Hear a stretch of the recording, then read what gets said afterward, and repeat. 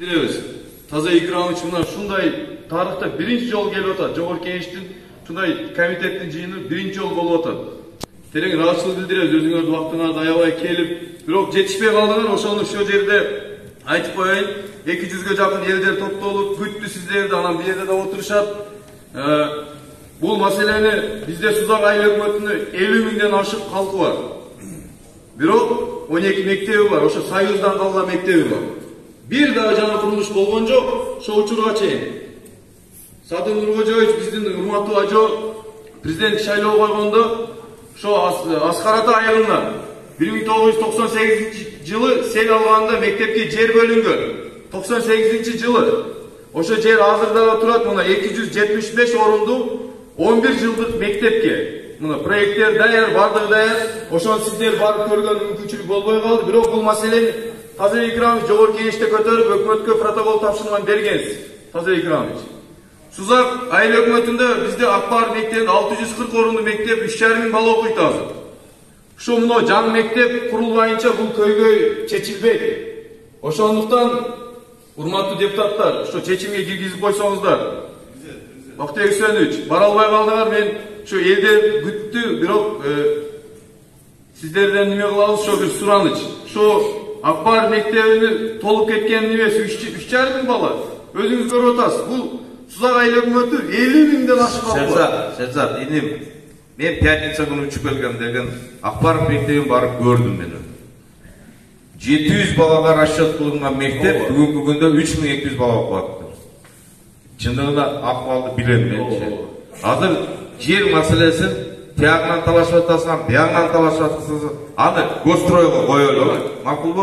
Өздөрү ыңгайлуу жерди тандап, же биягына, же биягына. Туура.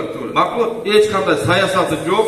Ошол жерге мектеп түшүп калса эсеп. Браво. Бизде сөзүңүздү буруп койдум. Мына урматтуу биздин мурда президентибиз Аскар Акаев өзү келип, ошол жерде жер бөлүнгөн. Мына көптөгөн элдер көйгөй именно ошо мектепти деп көбү күтүп атат да, туурабы элдер бул жерде отурат көпчүлүк. Мына бар. Ошо көптөгөн проблема ошо мына көп жылдан бери Садыр Нуркожоевич убада берип кеткен. Өзү түшүндүм. Анан дагы бир маселе бар. Экинчи маселе. Экинчи маселебиз дагы мектеп боюнча Ачабар Сузак айыл өкмөтү Ачабар айылында 30 сотик жер бөлүнүп, ага көп жыл болду. 100 орундуу мектепке проекттер даяр. 100 орундуу 4-класска чейин. Бул Аскарата 11 жыл болсо, ал жерде 4-класска чейин. Ошону да чечимге киргизип койсоңуздар, сураныч. Анан бир маселе жаралып калды азыр бул жерде.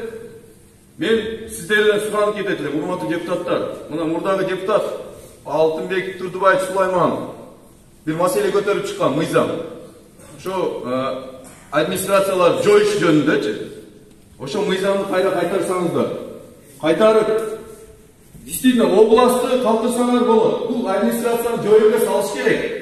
Бул элге бир пайдасы тийбей турган бир орган экен да, ачык айткандачы. Только көзөмөл айыл өкмөттөр өздөрү кылып область менен биргеликте. Бир департамент иштеп атат. Атак бизге көзөмөл кереги жок да, эч кандай рычаг жок.